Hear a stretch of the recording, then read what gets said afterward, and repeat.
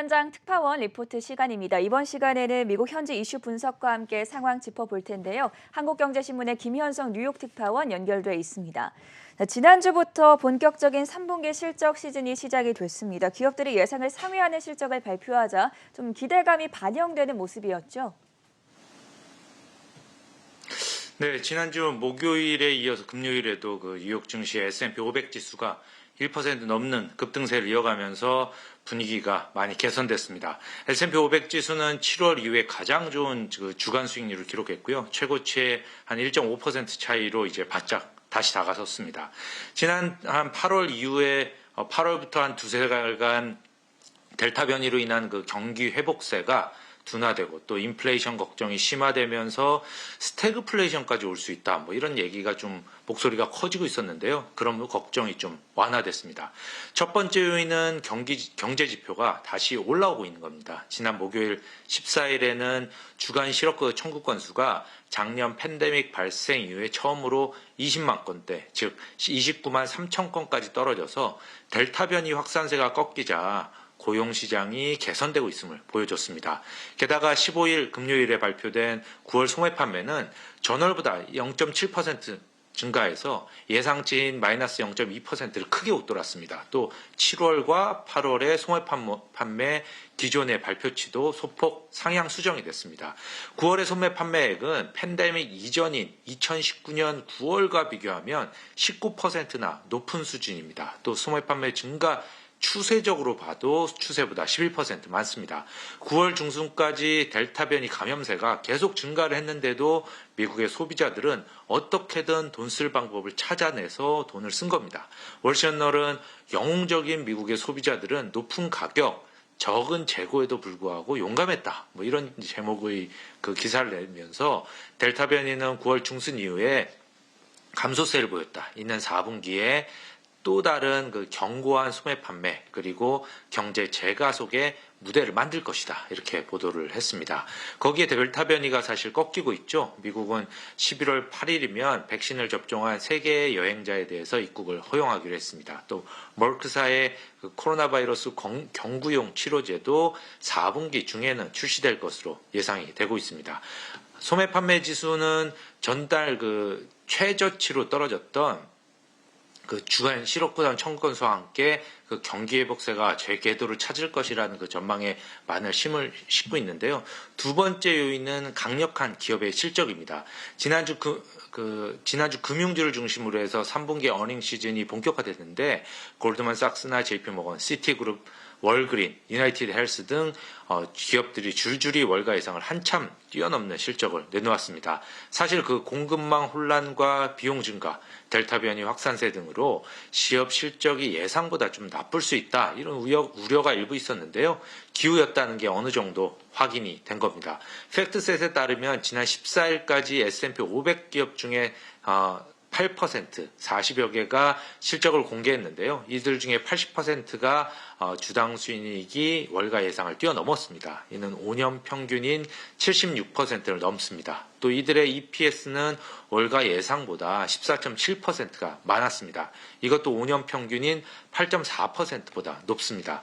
팩트셋은 월가 애널리스트들은 지난 9월 30일을 기준으로 S&P 500 기업의 3분기 EPS가 작년 같은 기간보다 한 27.5% 증가할 것으로 전망을 했지만 이런 추세라면 30% 이상 늘어날 것으로 추정된다 이렇게 밝혔습니다. 애널리스트들은 4분기에도 S&P 500 기업들의 EPS가 전년 대비 20% 이상 성장할 것으로 그렇게 기대를 하고 있는데요.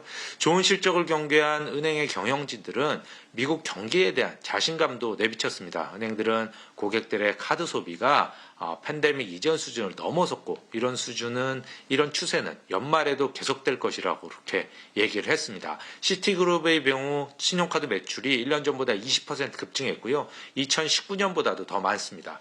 뱅크 오브 아메리카의 브라이언 모히니언 최고 경영자는 엄청난 지출이 이루어지고 있고 그리고 가속화되고 있다 이렇게 설명을 했습니다.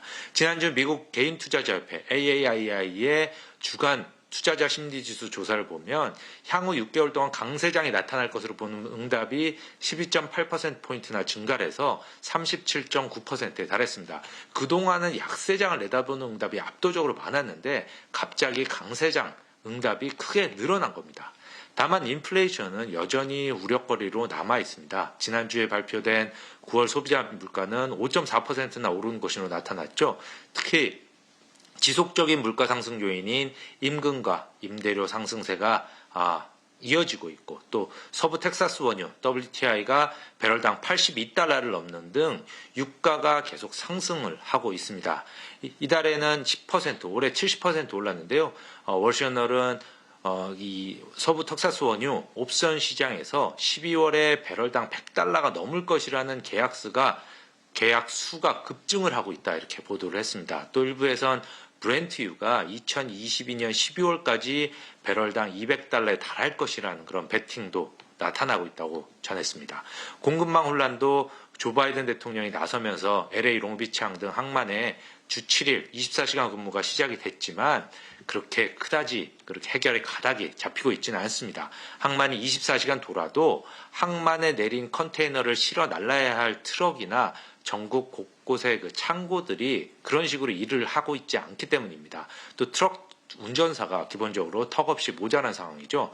이런 요인은 4분기와 내년 기업 실적에 부정적인 영향을 줄 수가 있습니다. 또 인플레이션 우려가 커지면서 미국 중앙은행 페드의 통화 정책이 완화해서 긴축 방향으로 바뀌고 있고, 재정 부양책도 거의 다 소진이 됐으며 바이든 행정부가 추진 중인 인프라딜 규모는 좀 줄어들 가능성이 있습니다.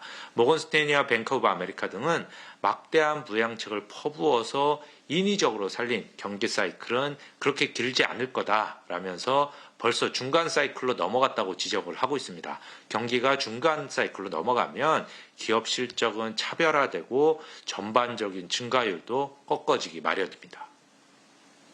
투자 심리가 개선되기는 했지만 인플레이션 장기화에 대한 우려는 여전합니다.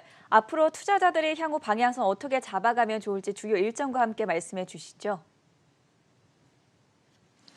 네, 이번 주 주요 기업들은 주요 기업들의 실적 발표가 계속되는데요.